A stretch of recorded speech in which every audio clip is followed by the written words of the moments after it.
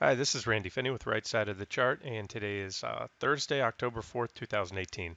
For those of you that are getting tired of hearing the same thing on the markets, backtesting, waiting for these levels, we're finally getting some interesting developments today. So that's why I'm doing this video. It actually started last night. I don't typically post a whole lot much after trading hours, but I guess it was around 11 o'clock last night. I was checking the futures and I noticed, and I posted in the trading room that ES was cracking below the 60-minute trend line. I'll get to that in a second. And Q was also breaking down.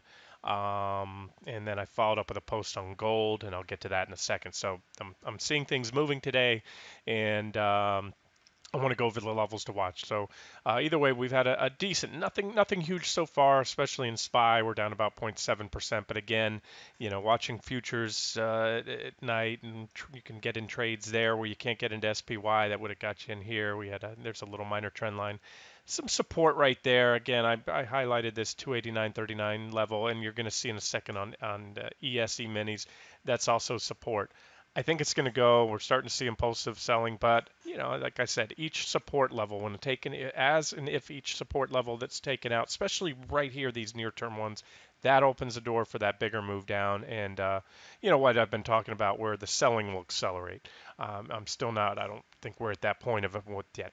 Waterfall type sell off. But when I say selling will accelerate, we've been trading, closing up or down a quarter point, 0.5% in the indexes with some intraday swings of maybe 1%. But if we break these supports, you should start to see those 1% plus down days, especially on the NASDAQ 100. So there it is. Either way, watch 289.39 for the next sell signal on SPY. If that's taken out, we're just right now, again, focus on the 60-minute charts since I've covered the longer term charts a lot. QQQ still has a little work to do to take this minor trend line out here. There's that backtest happened just about the entire month of September. So about a 1 month backtest. And like I said, sometimes that happens and it takes a while to roll over. But finally we broke this minor uptrend line, and you're getting some impulsive selling, especially in QQQ, which I continue to reiterate is my preferred trading proxy. Um, that in the small caps, of course. The small caps, you also have more bang for your buck. So there it is, and there's a level to watch on QQQ. You can see some other levels down here, 180. But at this point, this market's been held up so long. I think we're going to smash through some of these resistance levels. I have no intentions to try to gain many bounces at this point in time. I'll do an update later today, and unless something big happens in the close, a big reversal, I think we have some pretty decent sell signals for swing trading on the markets today. I'm just going to say that. And even though SPY has a little work to be done, but this isn't anything that I plan to cover these shorts today. I, had an opportunity to add to an NQ position last night when I posted that when we had the breakdowns. Here it is, and you can see we had that back test, right? Oh, I'm sorry. This is the back test of the trend line, and this minor trend line that I've been watching here, right here on this is again the ES or not ES, guys. Sorry, NQ E-minis. That's the Nasdaq 100 E-mini 60-minute chart. So there it is. Like I said, trading's been whippy. We had this little snap back above there, fell right back down. But if you exclude that, then it's a pretty clean trend line. And we broke back test that minor trend line. And now QQQ or NQ has given up the ghost. And it's coming up to support now. This isn't the best defined support level, but it is worth noting. So we may, being that the Qs are down, what did I say a second ago? We were looking at QQQ about 1.4. Here's NQ down about 1.58. There's a good chance we'll get a reaction there. And I also showed you a second ago ES or SPY coming up on resistance or support, that is. Sorry, trying to get this video out quick as I put a lot of trades on this morning, and I want to get some more official trades out on the site. Added Nike as an official trade today. The Netflix short triggered. I posted that in the trading room right after the open. So those are two new active trades right now. And if and when this level goes, this is our next target. So again, maybe a reaction here, a bounce, and ultimately in the next day or two, possibly today, wouldn't surprise me. But we'll see. That's the next target on NQ. Okay, here's the S. It's that same trend line. It goes back all the way to late June, I believe it is, pretty well defined, and that's what had cracked last night. So again, the story was I had the QQQs, NQ on sell signal for a long time back testing, or at least on a breakdown, but back testing, and we were waiting for the SPY, the S&P 500, he has to join, and that's where it was last night when I posted in the trading room. There's that breakdown. Went down, had a little kickback rally, and now we're on, as I just showed you a second ago, with SPY comparable support. That's not very strong support right there. It's just a minor support level. I can probably take it back here a little bit. So again, maybe a reaction here, maybe not. Not one that I'd care to game. But what's the takeaway from this? If you didn't short last night or you weren't already short coming into the day, hold off. That's what I would do if I weren't already short, because we're at minor support on both NQ. QQQ is close, ES here. So what you can do is wait for a break at that level. Pulse a break, 60-minute close, or if you want to jump the gun, any little break, you might get a better entry. And so once those levels are taken out, that then opens the door for the next move. So in other words, in trading, you either, when a security falls to support, you either cover there if you're short, you buy long if you want to bounce, if you think it's going to bounce, you go long there, or you wait to position for a break of that support for a short entry. And so that's what I'm looking at now, that ladder of the three, wait to position or add to a short, if you will, confirm these sell signals if that level goes. CL crude futures look ripe for a pullback. As I pointed out recently, they're at long-term resistance, which I'll show you here in a second. But most recently we had this divergent high right here. You can see another divergent high on the 60-minute chart. And again, this is longer-term support. So what I think will happen for crude is it's going to come back in here, probably touch this trend line again, have a little test there, and could easily work its way down to the 72.70 level and quite likely 71.30. And those would be just near-term swing targets. Now again, bigger picture, if you want to keep that in mind, is we have crude. Let's go back to a weekly chart here. And this is what I showed the other day. These are CL crude futures. I showed the same chart with USO, also at comparable resistance. This is long term. This goes all the way back to 2006. And again, I've covered this before. Don't want to spend a lot of time on it, but there it is. Reactions, reactions, reactions, reactions. And there it is at resistance. So um, there's a potential for more right now. I can't make a case for a very long-term short, just maybe a pullback trade on USO, crude futures, CL. And then on a related note, let me find natural gas here for you. Here's nat gas. This is a 60-minute chart, and so basically what stands out on this is the another divergent high, 60-minute divergence right here. There, I should extend this line a little. So pretty big divergent high. We've had a heck of a run in nat gas, and so there it is. I view this. Let me change that. Let me leave this trend line right here. This little pop above is what I like to refer to as a wedge overthrow or overshoot. So when you have a bearish rising wedge pattern, sometimes you pop to the upside briefly, and then you shoot back into the wedge. And from my experience, it's no limping back in the wedge. On a wedge overshoot, more often than not always, but more often than not, you come back in and then almost immediately break down with an impulsive move. So far, it's been pretty impulsive.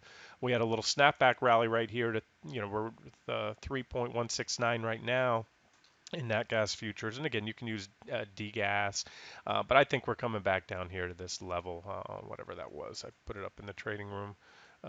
Probably coming down. Actually, that might not have been the level I showed. We might have already hit my first target, but this is where I think a swing trade will come down to about 3.062, which is a pretty, if you trade NG, that's pretty nice gain if it gets there, and then possibly down here to this 982 level.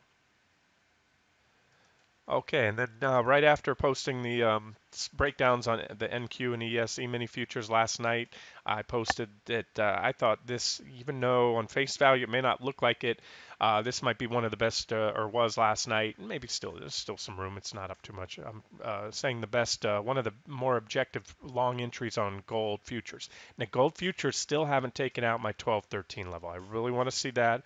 I still expect that to happen. But I won't get to that in a second. But what I noticed last night here on the Euro US dollar pair, and again, I've covered this chart quite a bit, 60-minute chart, just looking for these divergent lows to go long, divergent highs, get ready to go short on a breakdown.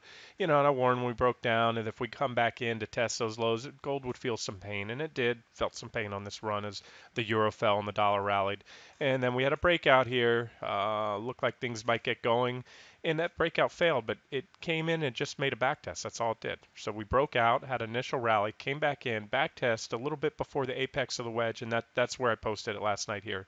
So what this means is the euro started climbing, held so far a successful back test. And what I liked about it too, we had positive divergence. I mean, we had bullish divergence there when it broke out.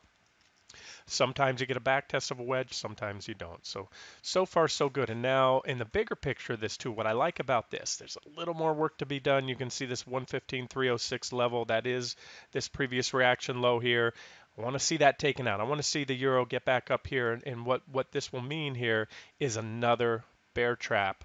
If you recall back here when we were here, I outlined a scenario with a breakdown of this key support level, this line right here. This is a daily chart of the Euro USD, and followed by a move back up, which would be a whipsaw signal or a bear trap for the euro bears, dollar bulls, and that happened. Then we came back in, we had a divergent high here on the 60 minute, and I mentioned we could come all the way back here and back test this line. So what we did is we actually overshot it, and this is where I'm going. We overshot it with a big red impulsive candle. Dollar was up really big yesterday, but so far there's no follow through. Now, so we need to see just a little more upside. I want to see this red candle, yesterday's red candle in the euro US dollar taken out. That will put us back above here. It will give us another failed breakdown. Dollar bulls jumped all over themselves to get into buy the dollar yesterday, and or short the euro. And if we get above there, they're going to start to be smoked. They're going to have to cover. They're going to see they took a false breakout, and then that could be pretty powerful catalyst. So still a little work to be done. I wish, and if it wasn't, I'd put a gold as an official trade. We still have GDX and platinum as official trade ideas. So those are proxies, and they've actually done better. Gold has come under more pressure, so it's a good thing that we picked those two. Let me show you the charts of gold here, GC. And this is it. This is that 60-minute chart. Come back here. We have this downtrend line, which just keeps extending. But I talk about this a lot in technical analysis. The more you tap on a level, it doesn't mean it's broken out or it's guaranteed to break out, but there's just a lot of reactions here, and that 1213 level right there. There it is, as a price resistance level. So you have these two intersecting resistance levels that gold has been pounding on and testing for well over a month now, going on about 2 months.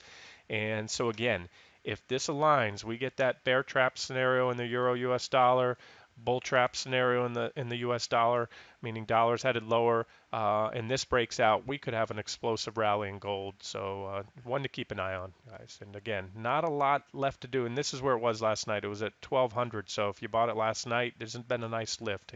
Trade gold futures, you go up 8 points. Put a few pennies in your pocket. But either way, still some work to be done, so keep an eye on this. If that breaks out, the GDX trade should continue on, hit the second, third target, platinum, etc. Okay, and as mentioned in the trading room, Netflix has triggered the short entry on a break below 372.75, so this is an active short. Again, this is just a 60-minute chart trying to hone in on the entry there, but the daily chart, here's a lot of targets, so a lot of meat on the bone on this one if it plays out.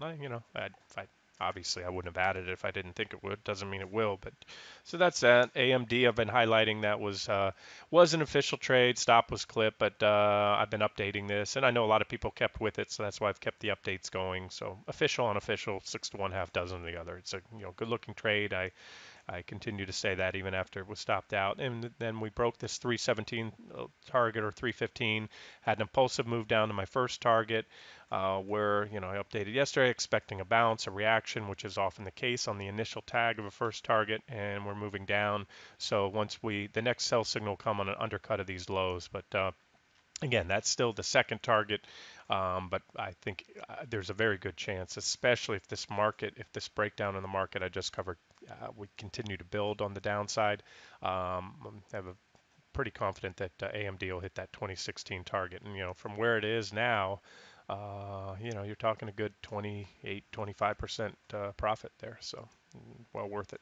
A couple more, and we'll wrap up. Just trying to hit on the trade ideas from yesterday. Here's that WTI I mentioned, and again, you can look at yesterday's video. It was very long. I should have separated it into one video on the short trade ideas and the other on the market analysis. But it again at the end of the trade video. So if crude fails at that long-term resistance level and starts moving lower, and I just covered the CL 60-minute chart, this one will continue to play out. So we're already down about 1% today. There's WTI, big divergent high, and that's another potential swing short. Nike, I already covered. Yeah, Nike broke down today. I put a post on the front page. This again was covered in yesterday's video. I'm just hitting on all the ones I covered yesterday. So nice move down so far, 2.23. Hopefully some of you got a jump on this one. Right as I was posting this trade this morning, we had the server crash on the site, so it took about an extra 10 minutes before the site came back online and got that out. But it was still right about where I screenshotted it. So shortly after the breakdown of this, what I call BOD, benefit of the doubt trend line. So there's Nike, official trade now. And I covered two more yesterday. I haven't even looked at them today. The shop. I maintained this one. I still liked it. They clipped our stop by just uh, one day. And, as I said, PPO was poised to cross down. Now we have that bearish cross right here on the PPO I was looking for. So we pretty much failed there. And that was a case of a stop being just a hair too high. But again, like I said, that was, still looks bearish longer term and looks profitable. It's not an official trade, but again, some of you may have extended your stops on it. And then Grubhub, I posted this one as well yesterday. Already down 3.16, and the breakdown is now confirmed. So we were here. We had a breakdown at the open. So again, you got to keep these on your radar. There's just not enough time in the day to post all the updates as they break down. And if I can't get to this and annotate the chart, take a screenshot, add all the price targets, figure out the optimal levels for those price targets, suggested stops, all that stuff, compose a note, I just can't get the trade out in time. And that's why I share these unofficial trade ideas. So my advice is just replicate these trend lines. If you have any questions about it, if your trend lines aren't lining up, make sure you're using log scaling on your charts, connect these points, and then set price alerts. That's what I do. This morning after the market opened, I had price alerts going off like popcorn, one after another, and that's what tends to happen. As I said, the markets and a lot of these stocks were just sitting right above support. So what happens, it's not coincidence, and that's usually how trading is. I'll go weeks on end or days at least without any price alerts, and all of a sudden one day like today, boom, boom, boom, I have short trades and even longs on things, precious metals, things like that, commodities going off. So that's it. Let's wrap it up here. Keep it quick. There's some trade ideas, and I'll work to get some official ones out. And like I said, both the broad markets and we don't have the nail in the coffin yet. I just showed you those levels on NQ and ES and SPY and QQQ. But I think we're most likely headed lower. You get this impulsive selling, it starts to build on itself unless they can come in and stick save this thing today, meaning ramp the markets up into the close, erase most or all of these gains. And then gold too, like I said, we're on the verge there, but we're already long GDX and PPLT platinum. Whether I add gold as official trade or not, it's really an overlap. So let's just call that a sister trade to GDX for now, if and when gold gets above GLD or GC gets above 1213. With conviction too, not a little pop, a solid break, impulsive, rally up above 1213 or a daily close above that level. All right, this has been Randy Finney with Right Side of the Chart. Have a great trading.